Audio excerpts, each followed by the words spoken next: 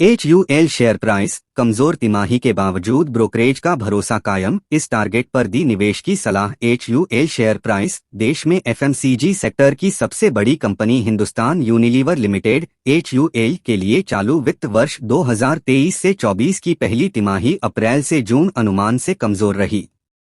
जून तिमाही में कंपनी का स्टैंडअलोन प्रॉफिट सालाना आधार पर 7.9% बढ़कर 2,472 करोड़ रुपए पर पहुंच गया।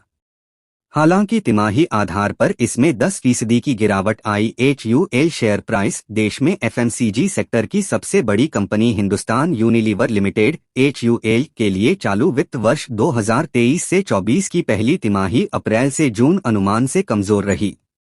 जून तिमाही में कंपनी का स्टैंडअलोन प्रॉफिट सालाना आधार पर 7.9% बढ़कर 2,472 करोड़ रुपए पर पहुंच गया। हालांकि तिमाही आधार पर इसमें 10% की गिरावट आई। हालांकि कंपनी के CEO और MD रोहित जावा ग्रोथ को लेकर पॉजिटिव दिख रहे हैं और उनका मानना है कि FMCG मार्केट धीरे धीरे रिकवर हो रहा है। ऐसे में घरेलू ब्रोकरेज फर्म मोतीलाल ओसवाल ने इसकी खरीदारी की रेटिंग को बरकरार रखा है और इसके टारगेट के हिसाब से HUL के शेयर मौजूदा लेवल से 19% उछल सकते हैं। HUL के शेयर शुक्रवार को BSE पर 3.65% की गिरावट के साथ 2,603.80 रुपए पर बंद हुए।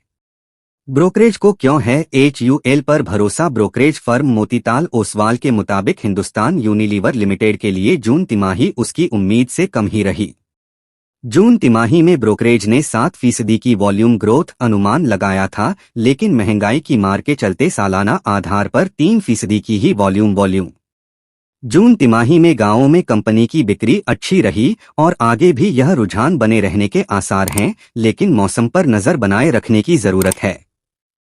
वॉल्यूम में रिकवरी और इसे कोरोना से पहले के लेवल पर लाने के लिए विज्ञापनों और प्रमोशन पर खर्च पटरी पर यानी सेल्स के 9.8% पर ला रही है। कमोडिटी की कम होती लागत और गांवों में सुधरती मांग के चलते ब्रोकरेज इसमें निवेश को लेकर पॉजिटिव है। ऐसे में इसे 3,100 रुपए के टारगेट प्राइस पर खरीदारी की रेटिंग बरकरार रखी है। 2 हफ्ते में 6% फिसले हैं शेयर। HUL के शेयर 15 मार्च 2023 को एक साल के निचले स्तर 2,393 रुपए पर थे। इसके बाद 4 महीने में ही यह 16% उछलकर एक साल के हाई 2,768.50 रुपए पर पहुंच गए। हालांकि फिर शेयरों की तेजी थम गई और इस हाई लेवल से अब तक यह करीब 6% फिसल चुका है। हालांकि एक्सपर्ट्स के मुताबिक इस लेवल से अभी यह 19% ऊपर चढ़ सकता है।